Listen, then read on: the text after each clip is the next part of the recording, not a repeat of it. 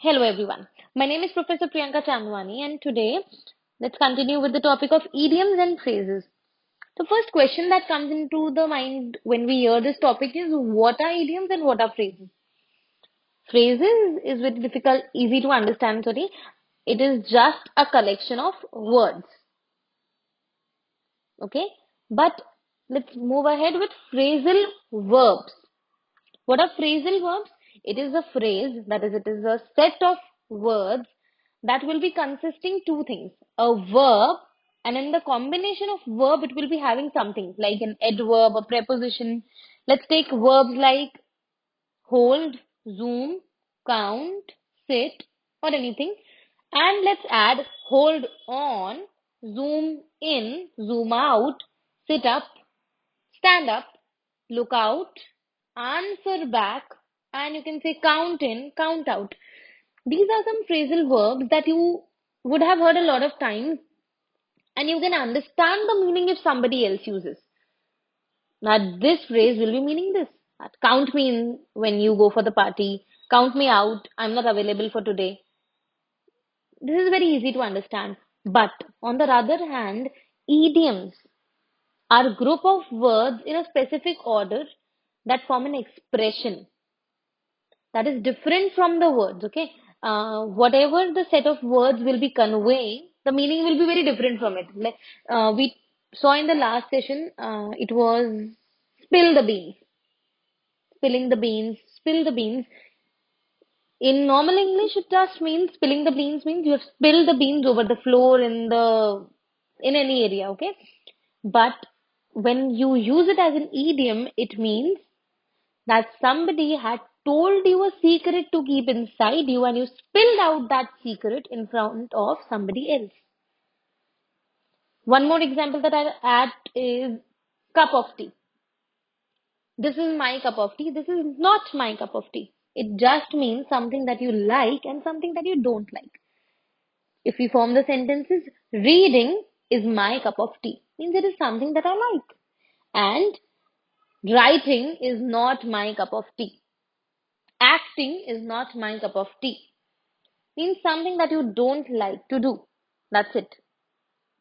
Okay, let's let's start with few idioms that you would have heard from many people and you can use it in your day-to-day life.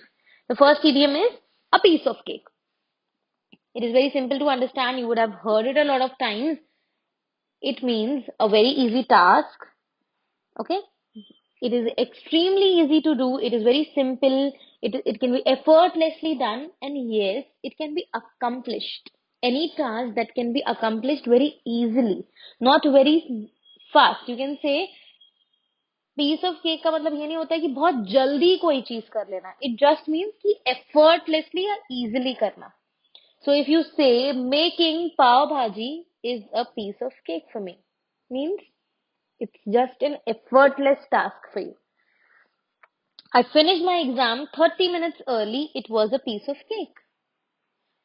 Compared to learning Japanese, learning Indonesian was a piece of cake. So these things are very easy to understand. I'll take one more example. Don't worry, this job interview will be a piece of cake if you prepare well. Okay? If you prepare well, it will be a piece of cake, I mean to say. Let's take another idiom. Needle in a haystack. A needle is a very small entity, as we all know. A haystack, as you can see in the picture, it is a pile of hay. So finding a small needle in a huge stack is a very difficult task. So any difficult task, if you see, you can use this idiom. Something that is extremely difficult to find. And you can say one more thing, when you are searching a very small entity in a very huge entity. Something small is kept amidst of very big things. Like, let's take the example, if you have lost a pen drive in your cupboard where there are a lot of clothes. So it will be finding a pen drive in my cupboard is like finding a needle in the haystack. Means it is a very difficult task. John and Samantha have lost their daughter in London on a vacation. Gosh, finding her might be like looking for a needle in the haystack. Hope you understood. I'll take one more example. You must be kidding when you say that you would like to find evidence in this case. It is like trying to find a needle in the haystack. Okay? You can use these things a lot of times in your days. One advice that I'll give amid of all these things, when you are hearing these phrases and idioms and phrasal verbs, please try to maintain a diary where you can write down these idioms and phrases one by one and leave 2 to 3 lines. Whenever you get time, write 2 to 3 sentences like you used to do in your childhood. Make sentences on the phrases or idioms or whatever. In the very same way, you can do it right now. It's never late.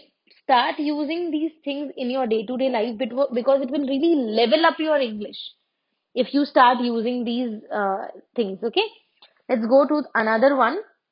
Lend someone a hand. Lending a hand means, it is very easy to understand, किसी को help करना.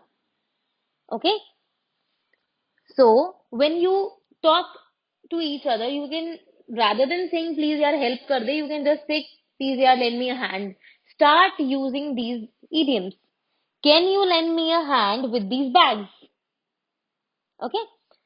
Sue's husband is amazing. He'll even lend a hand in the kitchen. Lend your mother a hand in the kitchen. I can also say, if you lend me a hand, I can get this done much faster. Okay? The next one is wise up. To wise up like this owl means to just get clever or just get aware of something that is not right. If you wise up, you realize the truth in relation to something. Okay, anything it can be. Any logic that you understand, you can say any wrong thing or any consequences that you get to know of anything and you just change your mind to do it. Okay, like after having weight related health problems, Tanya wised up and started eating less. If you if took me a long time to wise up, but at last I've accepted the fact that drinking alcohol isn't good for me. Another example I'll say is she tried wising her sister up. It is different form of using it, okay? It is continuous tense. She tried wising her sister up, but Mary just wouldn't listen. Wising her sister up, okay? Let's take next one. It is go over. Go over something, it is just to review. Anything that you have seen already, to examine or look at something in a very detailed way is reviewing it. Like you give a review on Google, on your applications, it is as good as go over it. Okay. So the students went over the material before the exam. They should have gone over it twice. Okay. Remember to go over your essays to check the grammar and spelling mistakes. This is the advice that always our mothers used to give when we used to go for the exam. Please go over your paper before you give it to your teacher back. Okay? Start using it. The next one is fill out. Filling out is just adding any information to a form. You can say your name, the address, any empty spaces in an official form or an official document. So it just means to complete a form. Fill out this application form and mail it in. Could you tell me how to fill out this form? Let's take an example. It took me several hours to fill out this application form. Now take care. You can use 2 idioms at a time. Let's take an example. Can you lend me your hand to fill out this form? Means can you help me with that? That's it. Okay? So the phrases and idioms can be combined also. They can be used in a very different way also. Let's take the last example of call off.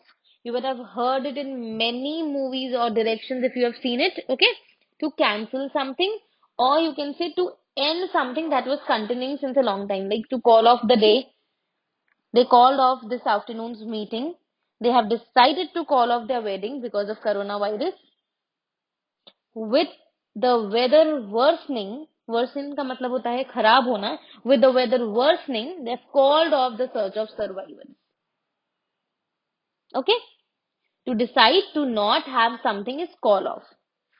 So please, this is it for the day, but please use these phrases in your day-to-day life. When you are making the sentences, make the sentences in a way that you can use it in your day-to-day life.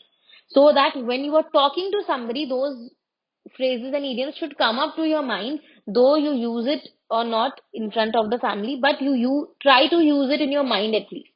And make sentences every day. This will not only help you to level up your English, but yes, when you go to an official level and people use these idioms in front of you, you should not be blank. Thank you so much.